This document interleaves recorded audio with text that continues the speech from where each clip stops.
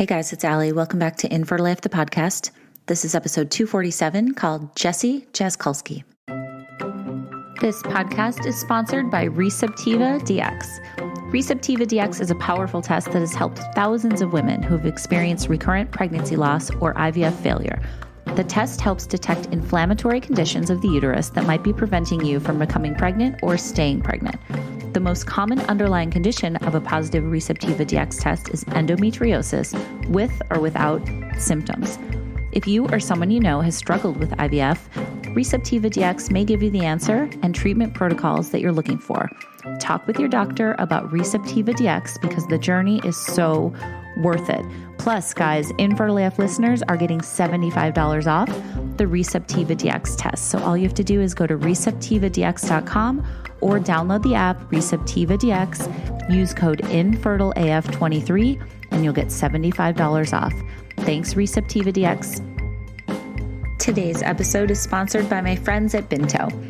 In 2016, fertility nurse Susie Devine realized women were doing too much guesswork around finding the right supplements based on their provider's recommendations. Today, Binto gets you your supplements in individual daily packets with your name on them, which is really awesome. Binto makes it easy to stick to your supplement routine and enjoy taking them every day when you have more important things to focus on. But that is not all. Along with your supplements, Binto's health providers offer online chat support and telehealth appointments to make sure you feel supported, informed, and empowered when it comes to your health. Take the quiz and get started on your prenatal supplement routine. Head to mybinto.com, that's mybinto.com. Take the quiz and enter promo code INFERTILEAF for 20% off your first month. Again, that's mybinto.com, mybinto.com, and enter promo code INFERTILEAF for 20% off. Thanks, Binto. All right, guys. So today's episode is with the super sweet Jessie, a friend of mine I met through Hey Mama. And she has a family building journey that includes a lot, including losing her son Luke at 22 weeks gestation, and then discovering that she had Asherman syndrome, and then going on to go through a surrogacy journey, and then become a surrogacy concierge herself today because she wants to give back to this community as so many people on my show end up doing, which is amazing. So we're going to hear how she had her two little girls named Lily and Luna. Love those names. And she's going to tell it all in her own words. So without further ado, this is Jessie's infertility story.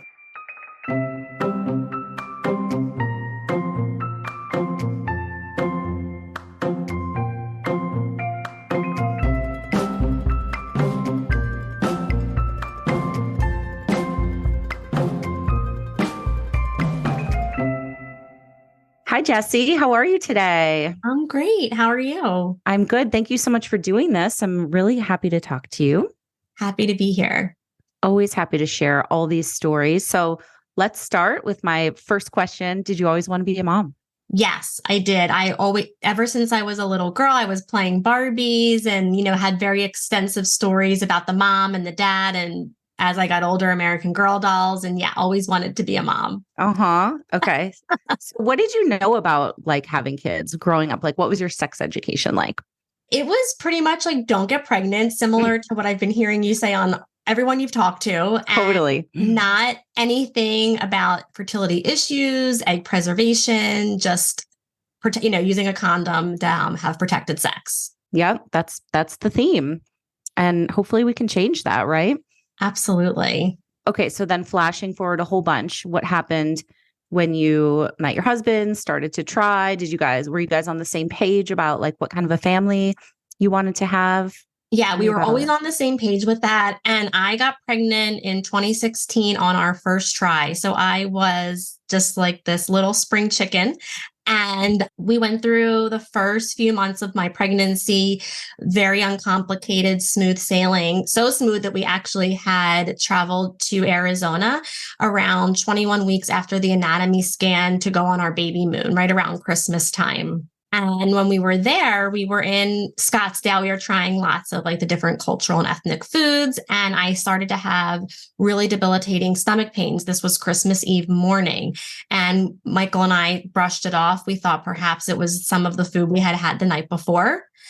And then I began bleeding and we realized something was really seriously wrong. And we just went to the closest hospital and we found out that I was in full-blown labor. Okay. And I was actually experiencing contractions. Mm-hmm. That must have been terrifying. Yeah. And at that point, we looked at the nurses and we could tell by the look on their face that something was just really, really wrong. And they were giving me medications to try to stop the pregnancy and get an amniocentesis to figure out what was going on. But ultimately, they just were not able to stop the labor. And my son was born, his name is Luke, around 22 weeks. Okay. So what happened next? We flew home. This was Christmas. He was born on Christmas.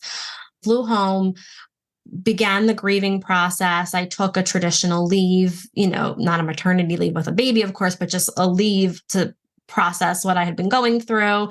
My parents were in town a couple weeks later and it felt like I was peeing myself, but I was actually hemorrhaging.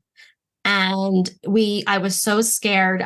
Long story short, I got to the hospital. They ultrasounded me. I had retained placenta and I had an emergency D&C. And that is the catalyst for all of my secondary infertility that was to follow. Mm-hmm.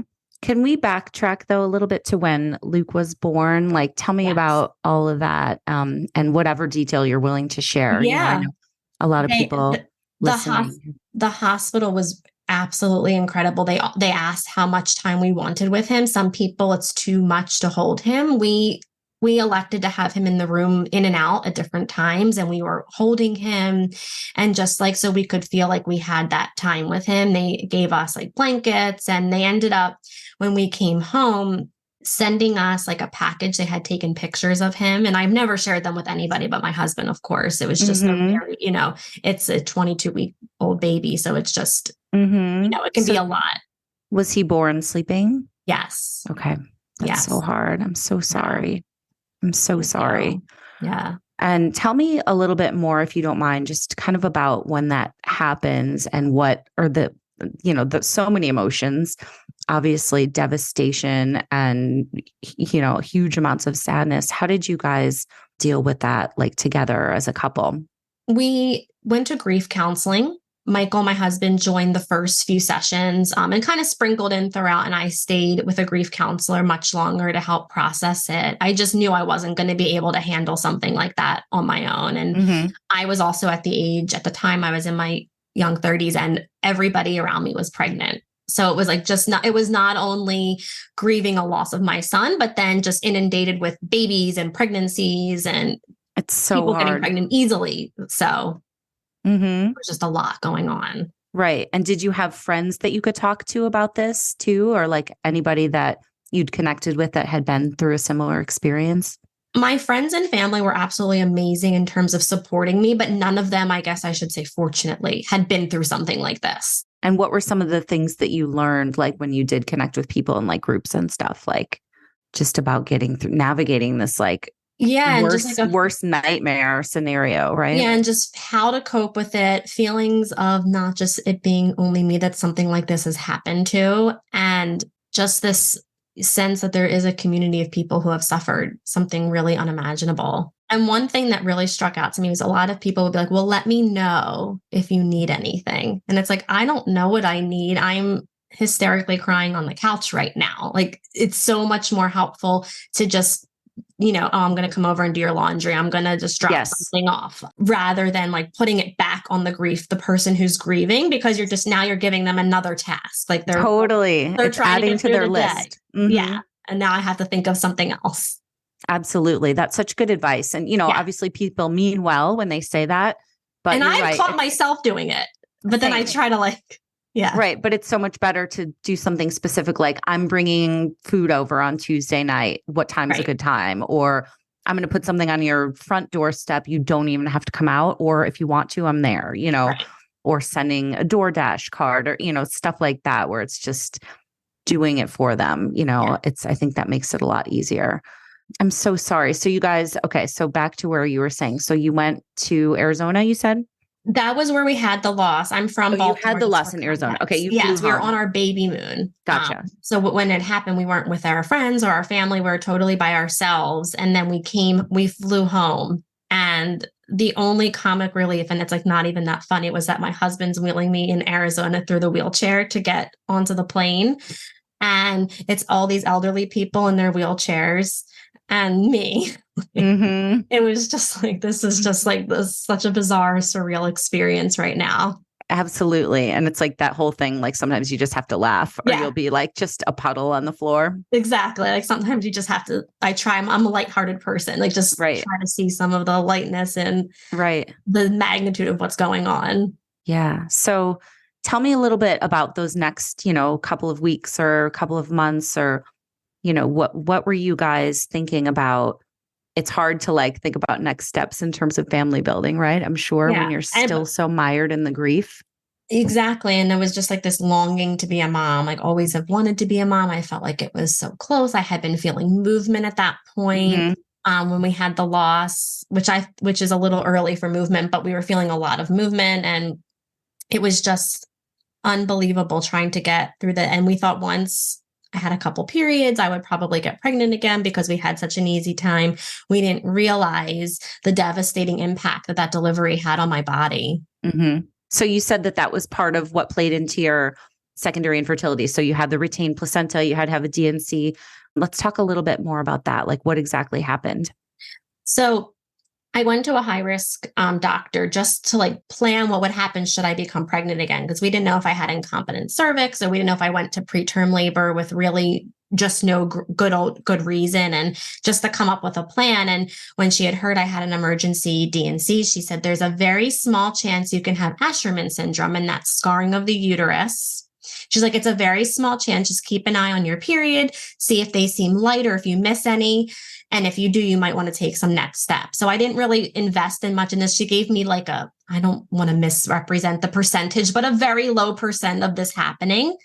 Long story short, series of doctors, tests performed. They did a test at the IVF clinic and they weren't able to perform it because they couldn't get the catheter through, essentially because I had so much scarring. Okay. And that pretty much, then I went back to an OB, that GYN that specialized in Asherman syndrome. And sure enough, that's what I had. I had a surgery to then remove it. And they put a balloon catheter in for 2 weeks. I was like in a wheelchair again. It was just like. Had you ever heard of Asherman syndrome before? Okay. No. So for people that have it, or, maybe somebody's recently diagnosed with it, what do you know about it now? Like, what have you learned about Asherman's? So it's scarring of the uterus. Mm-hmm. And when it's removed, it can make your lining too thin to implant. That does not, an embryo to successfully implant. That does not happen to everybody. I was in some Facebook support groups and there were women that did successfully have a pregnancy after the scarring was removed. I was just not one of them. My lining never got improved after removing the scar tissue. Okay. So then what's the diagnosis for you after that? They removed the scar tissue and then they let me try some IUIs. And I had 3. One of them resulted in a chemical and the other 2 just resulted in a negative pregnancy test. And then we were getting ready for IVF, and Michael and I are thinking, am I the safest person to transfer an embryo to? If we're going to go through the trouble of making embryos, we have now 2 hurdles, getting pregnant and staying pregnant. So we had the loss of staying pregnant, making it to a safe gestation, and then also just getting pregnant and having a nice thick lining that's gonna, have a successful transfer. And one moment of frustration was none of the doctors would say, yes, you are black and white a candidate for surrogacy. They kind of let you they give you the autonomy, which I understand that vantage point, but I was really wanting someone to help me confirm whether this was a good decision for me or, the best route, because surrogacy is so expensive. I loved being pregnant prior to my loss. I enjoyed it. Yeah, it was just really us having to make that decision, just given everything that had happened. Mm-hmm. I know that's so hard, at whatever crossroads you're facing when you're going through infertility or assisted reproductive technology. I feel like there's so many points where I remember this with myself too. You're like, I just want someone to tell me what to do. Yeah. Yeah. And it just doesn't work like that. And you have to make your own decisions a lot of time based on the information you have at that moment. And it's scary and it's hard and there's no playbook. Right. Yeah. Absolutely. So we ended up going through an egg retrieval. We had a successful IVF cycle. We were really fortunate in that. So even though we were going through surrogacy, that we were going to have our embryos that were genetically related to the both of us. Okay. So what did that look like success-wise for you? The first time we had 4 embryos that were genetically normal. Mm-hmm. Okay. And then, we had 4, and then we went through testing, and then we had 3. And then we went through a traditional surrogacy agency to match. How did you find the agency? So we found the agency because where we go to the beach in the summer, there's a really large gay community, and a bunch of the guys that my in-laws are friendly with use the surrogacy agency. So there was a safety in numbers. We didn't go through that process of interviewing a bunch of different agencies because everyone had spoken so highly of this particular agency. And when we met with the woman on the phone, she was just, we instantly clicked with her and had a really good feeling. Mm-hmm. Okay. So did you know anybody personally who would use a surrogate? Like I said, I had known some of these guys, the guys, but not like a close friend of mine or a straight couple that had to turn to surrogacy because of something wrong with, the woman that she was no longer able to carry. Okay. So you found this great agency, clicked with them. What was the process like for you guys? It can be really, really overwhelming, right? It's insanely complicated. All of the different factors that are involved. You fill out an application and it's like a dating profile essentially, because people, these gestational carriers are reading it and deciding if they want to help you complete your family. So it's like definitely that feeling of almost like a first date, what to write, how to word things. Right. And was your husband as invested in it as you? Were you guys filling all this stuff out together and all that stuff?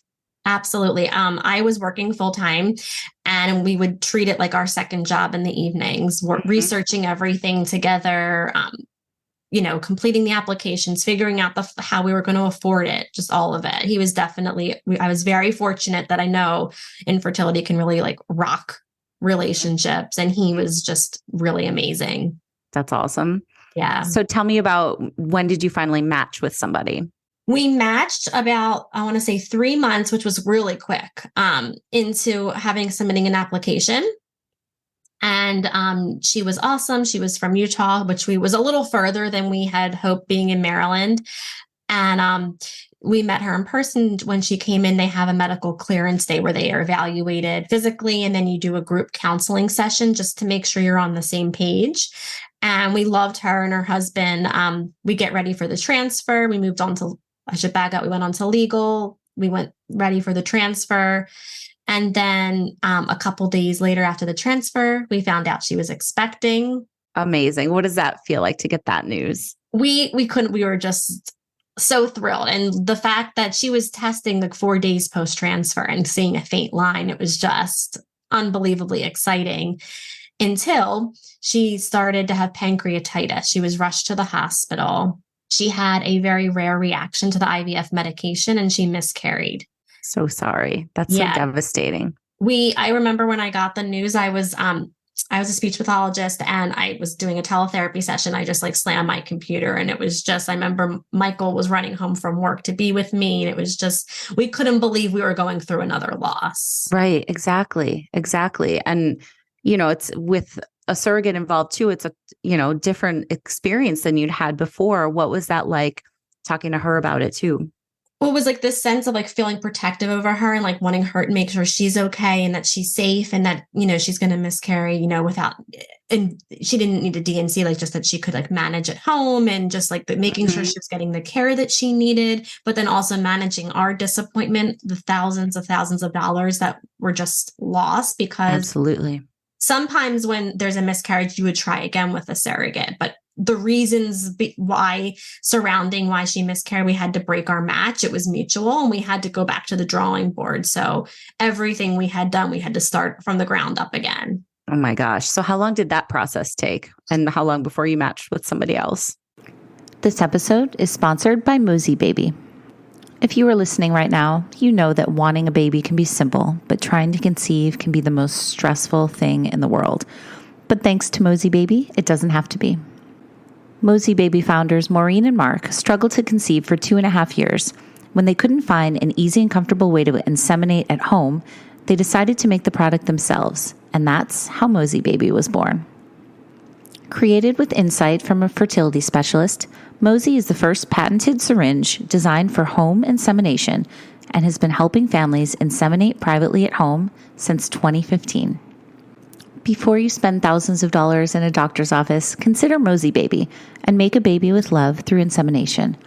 Curious? Learn more about the Mosey Baby Kit and read some of the amazing stories from the Mosey community at try.moseybaby.com/infertileaf. Again, that's try.moseybaby, MOSIEBABY.com/infertileaf. Use code INFERTILEAF for 15% off your order at checkout and join the 100,000 plus families who have included Mosey on their journeys to conceive. Thanks, Mosey Baby. I want to say another 4 months, but what happened was the agency did not find me this person. I was active on Facebook support groups, and somebody messaged me and was like, "You seem really nice. I love that you're just like," I wasn't posting for myself. I was more commenting on other women's journeys and wishing them luck and praying. And she's like, "You just seem really nice. Are you still looking?" And we were, and I was a little nervous because it was Facebook. Now I wouldn't be, but so I had her apply to my agency since I'd already paid them. And then so she applied for the agency, and then, we officially matched, and she did ultimately carry our oldest daughter. That's so amazing and cool. Yeah. Had she been a surrogate before, or was that the first time? It was her second journey. Her second journey? Okay. Yeah. Okay. So can we unpack that a little bit? Tell us about, connecting with her and then, the transfer and all that stuff and finding out again, that it had worked. It was just, she seemed so nice on Facebook. We were talking through Messenger for a while. Like I said, I felt a little nervous. Michael was a little nervous because we had hired this agency. The matching fees are astronomical. And so we were just like, is this really legit? And then as soon as our agency evaluated her, they're like, yeah, she looks great. We started talking more, just texting. We started to develop a friendship very organically. And then we met in person again, similar to my first one, for her medical evaluation. And she was just so kind, just really, really wanting to help somebody complete their family. You just can't imagine that there's people out here that just want to help you make your dreams come true. And now a brief word from our sponsors. This episode is brought to you by Ritual. Ritual knows that it's basically impossible to get all the nutrients you need from your diet 100% of the time. So they made a multivitamin that helps you focus on what's important, like filling key nutrient gaps to support foundational health. Ritual's Essential for Women 18 Plus is my go-to morning vitamin, and here's why. Ritual multivitamins are 100% made traceable with high-quality key ingredients in clean, bioavailable forms so you can trust what you're putting in your body. Delayed release capsules are designed to dissolve later in the small intestine, an ideal place to absorb nutrients. They're non-GMO project verified, gluten and major allergen-free, and vegan. And you guys, they have this minty or citrus essence in every bottle to help keep things fresh. And you know what? It actually makes taking your multis every day enjoyable. So instead of striving for perfect health, aim for supporting foundational health. The great news is that Ritual is offering my listeners 30% off during your first month. Visit ritual.com/infertileaf to start Ritual or add Essential for Women 18 Plus or prenatal to your subscription today. And here's a quick caveat. These statements have not been evaluated by the Food and Drug Administration. This product is not intended to diagnose, treat, cure, or prevent any disease. Thanks, Ritual. I mean, I've said this before too. I think surrogates are so selfless, and Yes. it's almost like incredible how much of a sacrifice they make, and just when you find somebody that it works out with, it's such a amazing experience, I'm sure. Yeah, her and her husband are just so wonderful. She had a great pregnancy up until around 30 weeks, and she developed preeclampsia.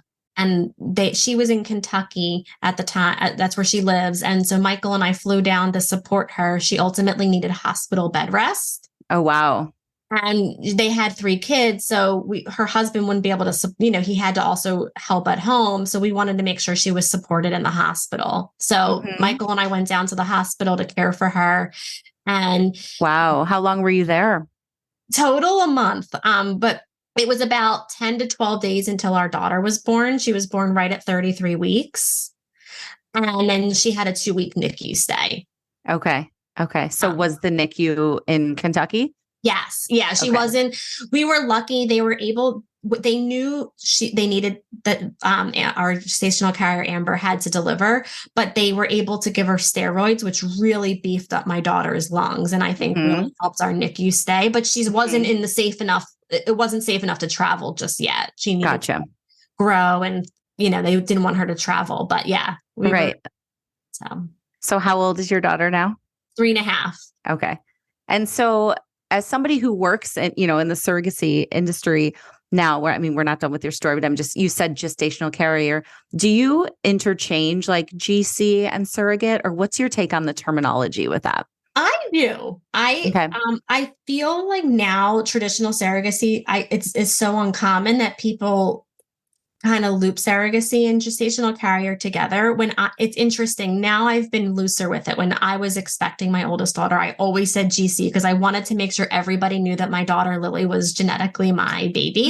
It was important for me. But now that even since then, I feel like surrogacy is becoming more and more talked about and normalized. And I now use the term more interchangeably. All right. That's interesting. So this isn't the end of your family building journey, right? So what happened after that? We bring Lily home. Everything's great. At her first birthday, we're like, okay, it took us 4 years to have our first kid. If that's going to happen again, we should start thinking about it. And so this is COVID, like 2021, when around her first birthday, and we only had 1 embryo. And for anyone listening, sometimes that intimidates gestational carriers to select a family with 1 embryo because they feel like it's a lot of pressure on them. If it doesn't work, and then they would possibly be waiting for the family to build more embryos. So it's not that you won't find somebody, it's just a little harder to match. So I elected to go through IVF again to have more embryos. So interesting. Okay. What a good point. Yeah. Thank you for that. And you don't have to, I'm actually working with a family right now that has 1 embryo. So it's just something to consider. Yeah, it's a factor. And I was like, just, you never know. So. Okay. We ended up. How did that next round go? It went great. We had 5 that time. Okay. And you tested them like you did before? We tested them again. They were normal. We did not find out the sex again. We just want them to pick the best one to put in. And so we call our agency to go through another agency journey. And they said, we can't quote any wait time because of COVID. So Michael and I were like, we're going to try an independent journey. We're going to see if we can find somebody. And if we can't find somebody in a year, 6 months, we'll call the agency again. Okay. So I post, like I said, almost like a dating profile on a bunch of surrogacy Facebook matching groups about Michael, my oldest daughter, what we've been through, why we need a surrogate, and then logistical information, like what our clinic's requirements are. And a guy reaches out to me and he says, my sister-in-law wants to be a surrogate, but she doesn't want to carry for me because if something doesn't work out, we're nervous to impact our family dynamic. And so he was also on there looking for a gestational carrier, but read my profile and connected me with his sister-in-law. Okay. And long story short, that was who ended up carrying our baby, who is now 15 months. Oh my gosh. Okay. So tell me about talking to her for the first time. Was it like an instant match again and you felt really good about it? And her personality was a lot different than my first ones, but both of them we just clicked with in different ways. And Sarah was just like, and we were also, Michael and I, in a very emotionally different place, which I can speak to in a second. But Sarah was just so excited. It was going to be her first journey. She said she always had wanted to do it and help another family. She had really wanted to carry for her brother-in-law, but understood why there was some hesitations surrounding that. And she was just so lovely and selfless and just an amazing person. Okay. Tell me about the mental state. So with to have our oldest daughter, we never knew if we were going to become parents. We had just had 2 losses, just like this angst. And even with the preeclampsia and an early delivery, we didn't know what was going to happen when Lily was born, our oldest. And with the second journey, it was more just like Lily gave us so much joy every day that we were now just like excited. Like we knew our family wasn't complete, but instead of feeling like terrible and heartache and just gut wrenched, it was, we can't wait to have another baby, give Lily a sibling. And it was just a much more, I would say, we were very happy with our first time, but like this was just joy. Like we were just so excited. Okay. That's so interesting. And you're right. Like so much can change from year to year, depending on what's happening, right? Exactly. Like when we had Lily running around, she was like 1.5 years at the time. And, it was just like we were distracted a little bit too. It wasn't like we were just hyper focusing on if we were going to ever become parents. Okay. So what happened next with the GC/surrogate? She had a relatively uncomplicated pregnancy. We visited a couple times to, did you say it was the first try? Yes. Okay. Both of the carriers were the first try, which is incredibly lucky. It is. Yeah, it is. That's cool. Yeah. So I didn't need the extra embryos that I created. Okay.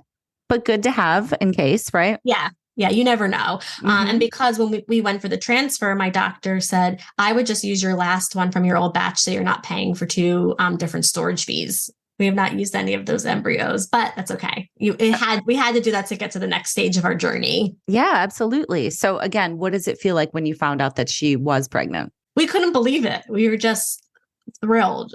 And this journey, we hadn't told anybody. For the first time, everybody knew every step because they were so entrenched in our loss and what had happened to us. And we needed that support.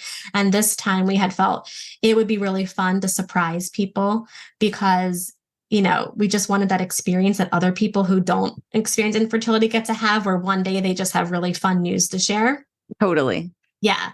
So we just wanted a moment of normalcy. And it was really fun. Nobody could believe we had pulled off a surprise like that. And it was just such an exciting feeling. And when we found out it was a girl, we couldn't believe it again.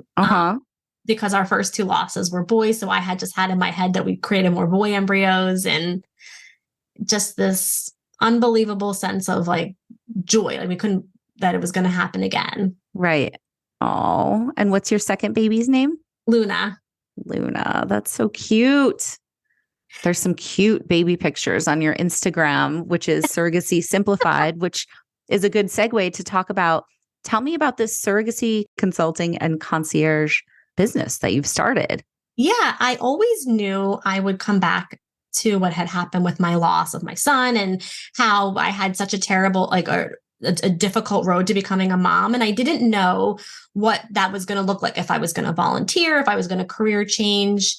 Fast forward to recently, I was just feeling like I was ready for a career change. And it occurred to me, I had 2 different journeys. I had an agency-assisted surrogacy journey and an independent journey. And there was something that I feel like just didn't really exist in the surrogacy space that I wanted to create. So what my company does is we guide intended parents every single step of the way, from the idea of knowing they're going to pursue surrogacy all the way to the 4th trimester in case they need resources after the baby's born. And we do Zoom meetings. We do weekly. They can text me anytime. There's no off limit times. And these were things I had wished I had had during both of my journeys. Someone to help with all of the travel coordination. So getting the carrier to your home state for the embryo transfer or wherever your embryos are. Then when the intended parents are going in for the doctor appointments, help with booking all of that travel to be close to where the GC lives and her hospital and doctor appointments, relationship management. So curation of gifts for the surrogate, remembering little details like the surrogate's kids' birthdays, just if there's any issues between the IPs, which is intended parents, and the GC that they had someone that they could go to. I do not match like an agency, but I guide them either to some trusted agencies for that component, or there's now platforms that are coming up like Nodal and Expecting, where they can look at a database and you can find people online in addition to Facebook, and just really every little detail. Like there's connecting them to the lawyer, their health insurance, escrow, psychologist. It's a very complicated process. And my goal is really for intended parents to enjoy. And I joke relax because it's probably never going to be relaxing, but right. if they can just be enjoying the journey as much as possible and letting me be the one blood, sweat, and tears in the trenches. What are some things that you've discovered, like after you started this, that are on the kind of to-do list, or like you mentioned gifts for the surrogate, or, remembering the birthday, like stuff like that. What are some other little things that you've discovered along the way that are important to help move through this process? Outside monitoring. So when your GC, she would come in for the medical clearance appointment, and then she would come in also for the transfer, but she needs to be monitored locally. So finding a local clinic and managing all of those appointments is definitely something I was like, oh yeah, this is a lot of work. When I was doing it independently, and even when I helped my agency find places for my first time around. And remembering all of the little details, I would say, was something I had always wished I had help with. Like you're remembering your own the pregnancy, like how many weeks you are, when are the doctor appointments, when are her kids' birthdays? Oh, wait, this is her kid's big cheerleading competition. I better check in so they feel like, because you're invested in the family and you want that relationship. This person's carrying your baby. You want the relationship just to be really, really amazing. So when somebody comes to work with you, what are the one or two frequently asked questions about just the surrogacy process in general? I think how much it's going to cost and how quickly they can move through the process. Okay. And what do you say? What is the current cost in your estimation? I know it's obviously different for everybody, but it really isn't. It's if you go through an agency, if you go independent, if you have a consultant like myself, if you have an experienced surrogate, I would say anywhere from 100 to 200,000, because for example, my first journey, we had to start from scratch because our GC miscarried. So all of the fees for the attorneys, the psychologists, the medical clearance evaluation, this was travel expenses for them. This was thousands of dollars that I couldn't get back, and I had to start over. All right. So tell me, Jessie, if somebody wants to work with you or get in touch with you, how can they find you? They can find me on Instagram, Surrogacy Simplified, or they can also find me on my website, which is surrogacysimplified.com. And then I do offer a complimentary initial consultation. So even if they're just wondering what surrogacy is, or they've just received the news that it's best for them to move forward with a surrogate, they can always just, come to me, and I can kind of let them know what the roadmap's going to look like. That's so helpful and so important. So before we wrap, I'd love to hear a couple of things, like a word of advice for somebody who might be just starting the surrogacy journey, feeling that overwhelming feeling that I know that you know so well. What are a couple pieces of advice that you would give that person? I would say it's okay to feel overwhelmed. It's okay to have hard days, and just accept where you are in the process when you're going through those motions. Knowing how much resources are available to you. I feel like I did not take advantage of all of the social media resources. Like there's so many amazing resources on Instagram and Facebook and on the internet. For me, when I was going through the journey, I wanted to drown it out and just look at something like celebrity gossip, something lighthearted when I was on my phone to mentally escape. But there are so many amazing resources available. I'm like, gosh, I wish I would have looked that up a little more. Can you give us a couple specifics? What resources? Yes. So my Instagram has a lot of helpful hints if you're going through surrogacy. The Egg Whisperer, Dr. Amy, she has such great advice. Love her. She comes up a lot on my podcast. That's like the second time recently that somebody's brought up Dr. Amy. We love her. I work with her a lot. And she's Fertility Rally members. A lot of our members go to her. So she's awesome. So yeah.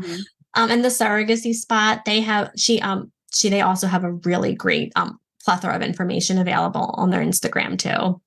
Okay, great. Good to know. So if it's aside from resources, what about just mentally getting through this? I think finding something that is a way for you to escape, whether it's for me, it was exercise. I loved Pilates. It's hard for me to do it now with two littles to escape. Now I'm doing a lot at home now, but if you can find something to do that's really just for you, going on a walk, taking breaks, maybe a bath, just something to meditate, get out of your mind a little bit of what's going on. Mhm. And then also just, like I said, having grace and not really giving up.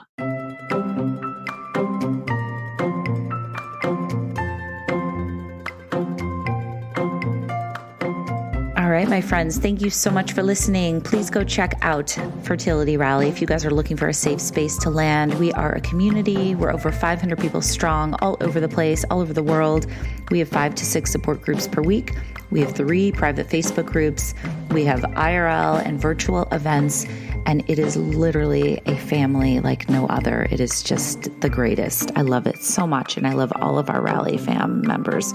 So come join us. Check us out on fertilityrally.com. We are actually running a special right now coming off Rally Live that our annual membership is just $169 for the entire year, which is crazy. It's $30 off. So go to fertilityrally.com and hit membership, and you can join there. There's also a monthly option, which is $19.99 per month. So you can join that. 2, DM me at Infertile Stories if you have any questions whatsoever, or you can email us at thefertilityrally@gmail.com. But we'd really love to help you out no matter what you're going through.